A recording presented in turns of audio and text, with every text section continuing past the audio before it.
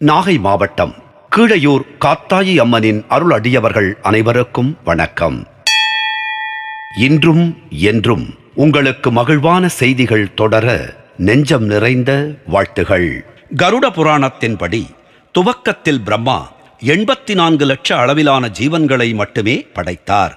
இந்து மதத்தில் மிகவும் மேன்மையான நூலாக உள்ள கருட புராண உரையை நாம் சரியாக புரிந்து கொண்டால், சத்திய யுகத்தில் ஒரு தேவ வருடத்திற்கு, அதாவது கடவுள் வருடத்திற்கு பிரம்மா 84 லட்சம் ஆன்மாக்களை படைத்தார்.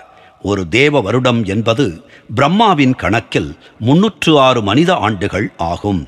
சத்திய யுகத்தின் ஆயுட்காலம் 1,72,08,000 மனித ஆண்டுகள் என்பதினால் அது 4,800 தேவ ஆண்டுகளுக்கு சமம் ஆகின்றது. ஆகவே சத்திய யுகத்தில் ஒரு தேவ வருடத்திற்கு 84 லட்சம் என்ற விகிதத்தில் வெளிப்படுத்தப்பட்ட ஆன்மாக்களின் மொத்த எண்ணிக்கை 403.200, அதாவது 4800 × 84 மில்லியனாக இருக்கலாம். இதில் மனிதர்கள், விலங்குகள் மற்றும் பிற உயிரினங்கள் போன்ற அனைத்து படைப்புகளும் அடங்கும்.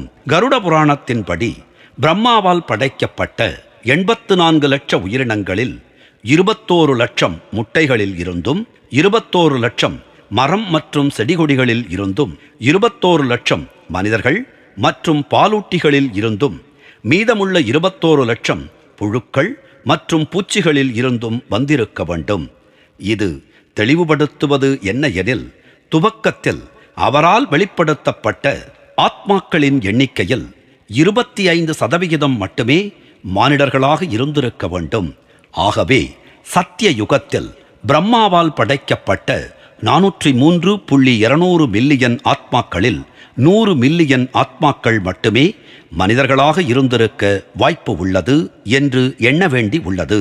ஆனால் அதே சமயம் எவ்வளவு தெய்வங்கள் வெளியாயின என்பது குறித்து எந்த புராண நூல்களிலோ அல்லது நாட்டுப்புற கதைகளிலோ கூறப்படவில்லை. நாகை மாவட்டம் கீழையூர் காத்தாயி அம்மனின் திருப்பாதங்களை வணங்குவோம். அவள் அணைப்பில் இருக்கும் குழந்தையாய் நாமும் இருப்போம். நாகை மாவட்டம் கீழையூர் காத்தாயி அம்மன் நம்மை காத்து அருளுவாள்.